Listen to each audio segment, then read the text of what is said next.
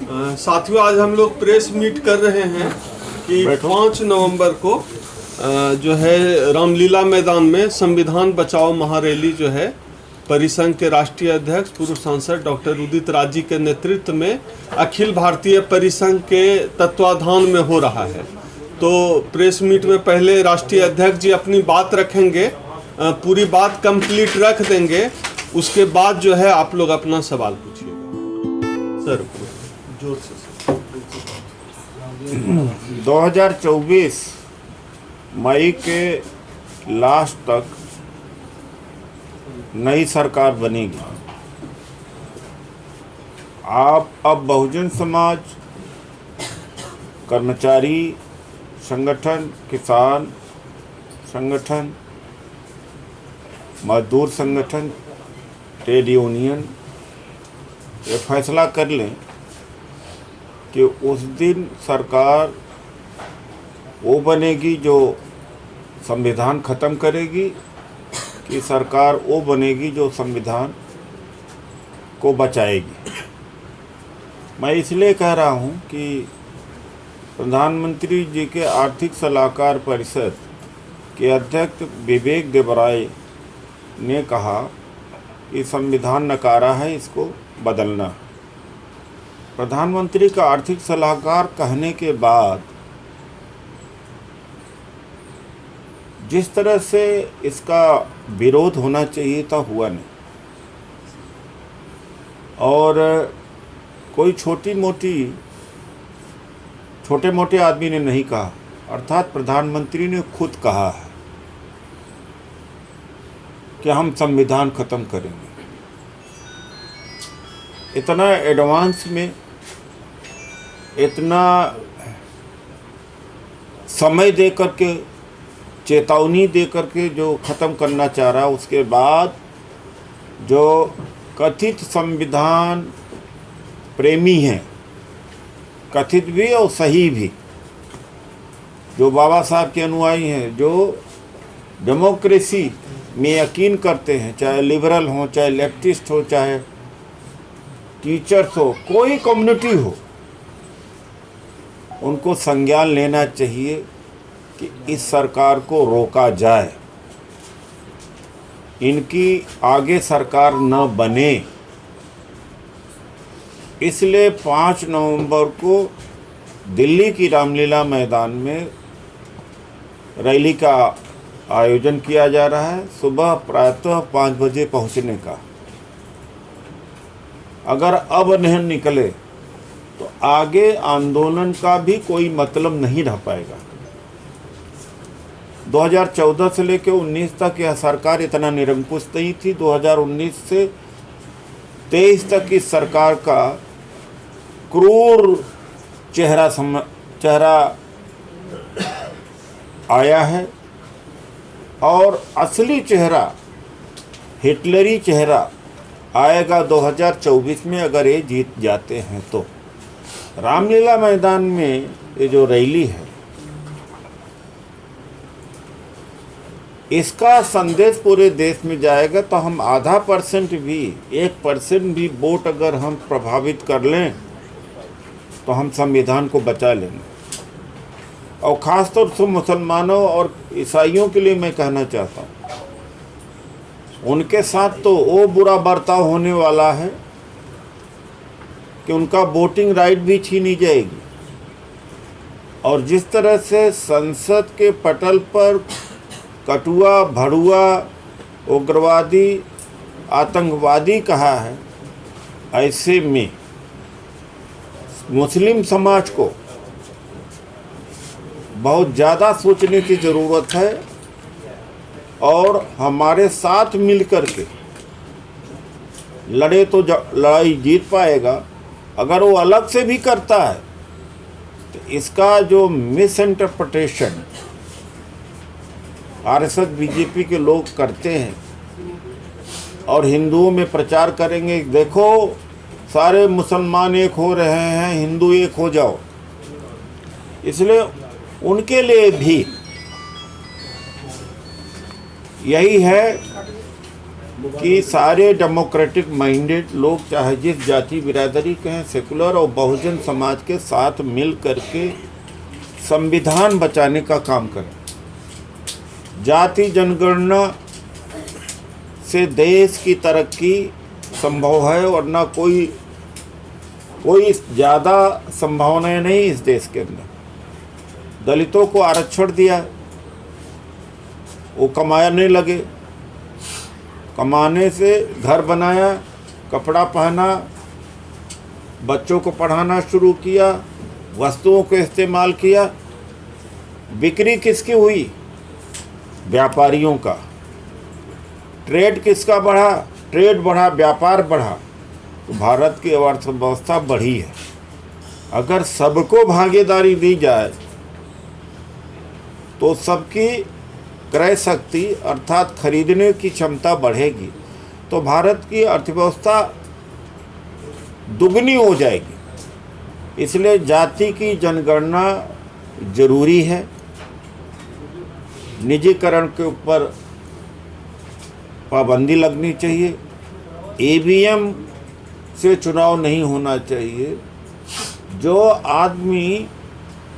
जो मतदाता वोट अपना दे रहा है वो देख नहीं सकता किसको दे रहा है, यह सही नहीं है। दुनिया के जितने देशों ने पहले ईवीएम से वोटिंग कराई, ईवीएम से चुनाव कराया, उन्होंने सबने त्यागा है कि यह निष्पक्ष नहीं। तो पुरानी पेंशन का बहाली कराना बहुत ज़रूरी है। 1 अक्टूबर को पुरानी पेंशन को लेके एक बहुत बड़ी रैली, सरकार दबाव में है।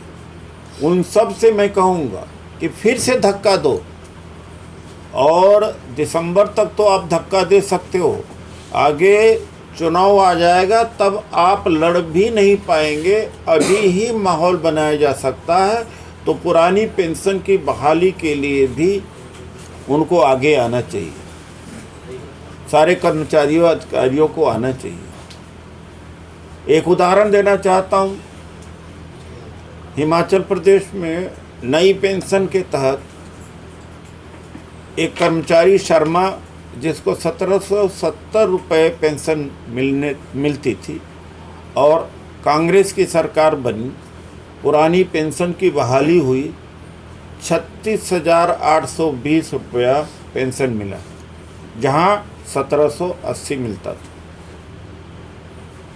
इस देश में पूंजीपति लूट ले जाए, 25 लाख करोड़ का कर्ज माफी हुआ है। 25 लाख करोड़। अगर 1 लाख करोड़ या 50,000 से 50,000 पेंशन देना हो तो कौन सी मुश्किल है। इस देश के पूंजीपति लूट ले जाए, उनका कर्जा माफ़ी है, लेकिन कर्मचारी को पेंशन नहीं मिलेगी। या ये जो किसान का कर्जा माफ़ी नहीं होता। तो संविधान बचाने के लिए ये किसी एक संगठन के माध्यम से नहीं, सब संगठन अपना झंडा बैनर लगा कर आए। आप भी आए। मैं जानता हूँ कि ये बहुजन मीडिया, इसका 2 पर्पज है। समाचार तो प्रसारित करना ही है, समाज की सेवा करना भी जरूरी है। आप समाज की सेवा कर रहे हो, तो इसलिए मैं यह कहूँगा कि आपके तरफ से भी यह रैली का आयोजन होना चाहिए, वरना यूट्यूब भी बंद कर दिए जाएंगे।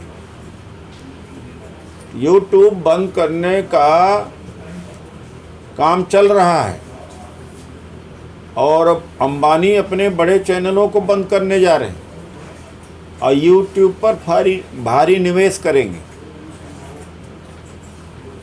और आपका यूट्यूब भी बंद हो जाएगा। इसलिए मैं कहता हूं कि सरकार को आने मत दो, नहीं यूट्यूब का यह भी फ्रीडम ख़त्म हो जाएगी।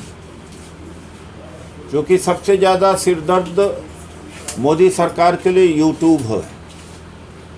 तो जितनी ताकत आप लगाएंगे इनको रोकेंगे, रोकने का उतना ही हमारे लिए, आपके लिए, देश के लिए, संविधान बचाने के लिए उचित होगा। तो यही मैं आप लोगों से कहता हूँ। मैं फिर से इसको संक्षेप में एक बार कह देना चाहता हूँ कि आगे कोई नौकरी नहीं मिलने वाली है, पेंशन भी नहीं मिलेगा, संविधान भी नहीं होगा, प्रेस फ्रीडम भी नहीं होगी, यूट्यूबर्स भी नहीं होंगे, जात की जनगणना भी नहीं होगी, आरक्षण भी खत्म हो जाएगा। अगर संविधान नहीं बचता है तो संविधान बचाने के लिए यह रामलीला मैदान की रैली मील का पत्थर साबित होगी। अभी हमारे एक साथी हैं केसरी सिंह जी ने कहा व्यापार की स्थिति, पता नहीं कि इस देश का जो मीडियम व्यापारी है वो निकलता नहीं। बड़े पूंजीपतियों को बढ़ावा दिया गया और जो एमएसएमई है, छोटे कारोबारी हैं, इस समय बड़े त्रस्त हैं। तो 5 नवंबर को रामलीला मैदान में संविधान बचाने के लिए, पुरानी पेंशन बहाली के लिए, जाति जनगणना के लिए, निजीकरण के रोक के लिए और आपका ईवीएम प्रतिबंध आदि मुद्दों को लेकर के विशाल रैली तमाम संगठनों के द्वारा आयोजित की जा रही है। आपके माध्यम से देश के जितने एनजीओ हैं, जितने जाति के संगठन हैं, पिछड़ों के, दलितों के जितने बुद्धिजीवी हैं, मैं आह्वान करता हूँ आए। उस सबका मंच है, किसी एक का मंच नहीं है। यहाँ पर कोई नेतागिरी नहीं है और यहाँ पर कोई पार्टी का नहीं है। ये नॉन पॉलिटिकल है, न किसी को वोट मांगा जा रहा किसी का। बस एक बात है कि आरएसएस बीजेपी की सरकार को रोका जाए और भीड़ ही एक जवाब है, भीड़ ही एक जवाब है। तो हर जो डेमोक्रेटिक माइंडेड लोगों से मैं कहूँगा भीड़ का हिस्सा बनिए। हमारी मेरे भी बोल का कोई मतलब नहीं है, भीड़ का मतलब है। धन्यवाद। कुछ पूछना हो पूछ लीजिए। सर, आपने ईवीएम के बारे में बोला कि ईवीएम का चुनाव नहीं होना चाहिए। इस मामले पे आपकी पार्टी भी आपके साथ है? यहाँ गैर राजनीतिक है, मैंने पहले बोल दिया है। अगर एक पार्टी की तरफ बोलें तो पूरे समाज को इकट्ठा हम नहीं कर सकते। इसमें नाई समाज, यादव समाज, रेलवे के एम्प्लॉइज, गैर एम्प्लॉइज और सारा चीज़, तो हम सामाजिक स्तर पर हमारी क्या भूमिका होती है उसको हम निभाएंगे। राजनीतिक पार्टी पर दबाव बनाना चाहिए इसके लिए कि ईवीएम का चुनाव नहीं होना चाहिए। हम तो दबाव बने क्या, हमें अगर मान लीजिए सरकार तानाशाह है, महंगाई बढ़ती है, तो मार क्या राजनीतिक लोगों के ऊपर पड़ती है, आपके ऊपर, हमके ऊपर पड़ती है। तो क्या सिविल सोसाइटी, ये सिविल सोसाइटी का मूवमेंट है, सिविल सोसाइटी को प्रेशर बनाना चाहिए। सर, 5 नवंबर को रामलीला मैदान में कितनी संख्या में लोग आने का? मेरा ख्याल है कि उस दिन अच्छा मंजर देखने को मिलेगा। उम्मीद है कि लाखों लोग आएंगे।